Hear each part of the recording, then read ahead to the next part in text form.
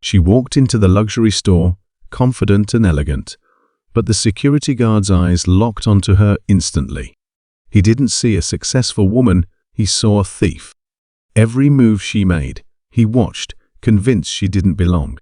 But when she reached the counter with a black card in hand, he made a huge mistake accusing her of stealing. He called the police, sure that he'd caught her. But what he didn't know, she wasn't just any customer. She was Angela Carter, billionaire, CEO, and soon to be his worst nightmare. When the truth came out, the entire store froze in shock. And in the end, it wasn't Angela who was escorted out, it was him.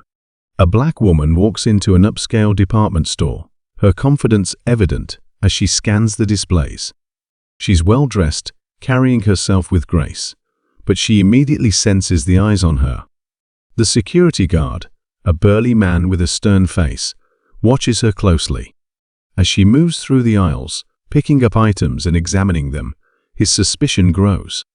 He doesn't focus on any of the other customers, just her. She notices, but doesn't react. It's not the first time she's been profiled. She's used to the subtle glances, the assumptions, the unspoken accusations. But today, she's not in the mood to be silent. She heads toward the dressing room with a few expensive dresses draped over her arm.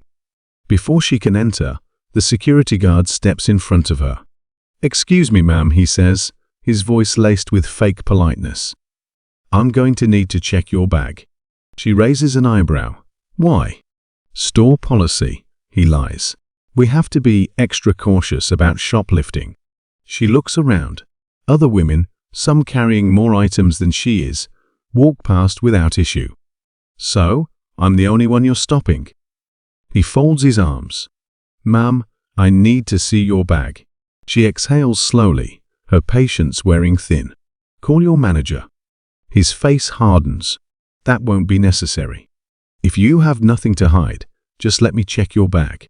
She chuckles, shaking her head. "Oh, I have plenty to hide. But it's not in my bag." Before he can respond, a well-dressed man in a suit rushes over. "What's going on here?" he asks, slightly out of breath. "Mr. Davidson," the security guard says, standing straighter. "I caught this woman acting suspiciously." The woman turns to the manager, her expression calm. "Suspiciously? I was shopping."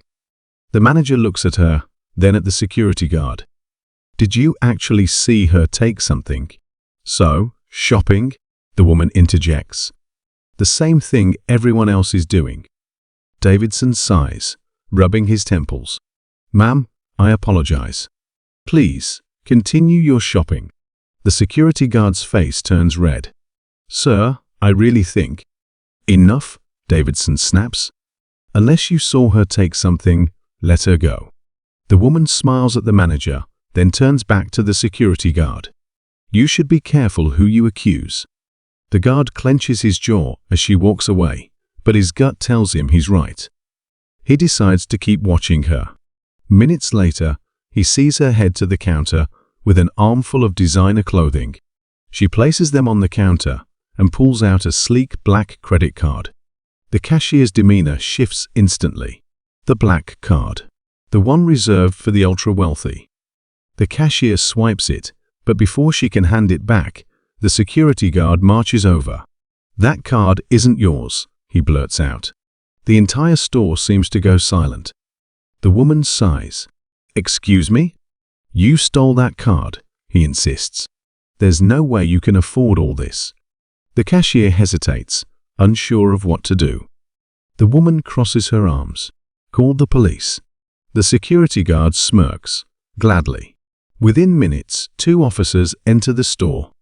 The security guard eagerly explains the situation, certain that justice is about to be served.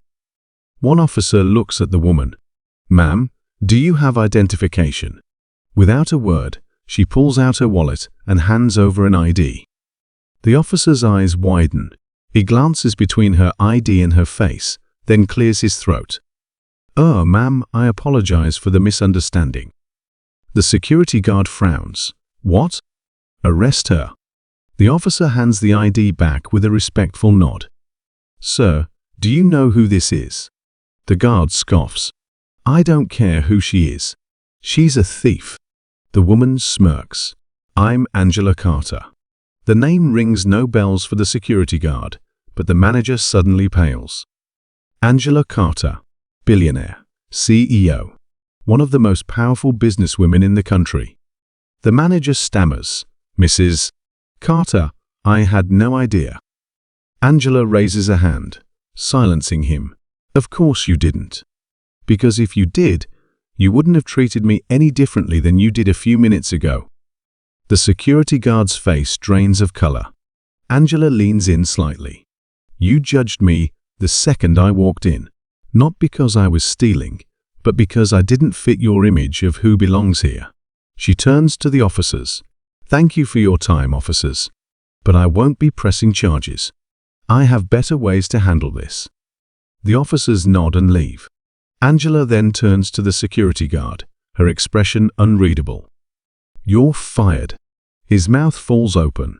What? You can't do that. She glances at the manager. Oh, I can. Because I just bought this store.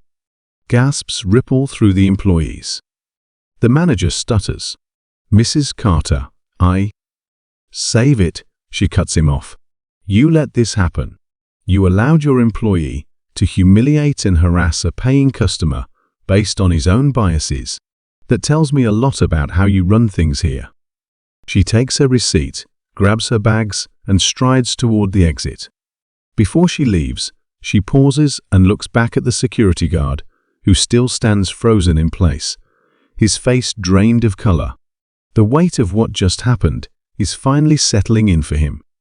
He had been so sure, so convinced, that he was right. But now he sees the truth. He let his prejudice cloud his judgment, and it just cost him everything. Angela tilts her head, studying him for a moment. The same smug confidence he had when accusing her is gone, replaced by pure panic. Employees whisper amongst themselves, glancing between the billionaire woman and the man who was moments away from having her arrested. You know, she says slowly, her voice calm but cutting, I wonder how many other people you've treated this way. He opens his mouth to speak, but no words come out. How many people walked in here, just looking to shop, only to be humiliated because you assumed the worst about them? She continues, taking a slow step forward. How many innocent people have you followed, interrogated, or had thrown out simply because you didn't think they belonged? The security guard swallows hard. I was just doing my job. Angela lets out a short, humorless laugh. No. You were abusing your job. And today, you got caught. She turns to the manager. And you? You allowed this to happen under your watch. Either you didn't care, or you didn't see a problem with it. Which is it? The manager stammers, struggling for an answer. Angela shakes her head. It doesn't matter.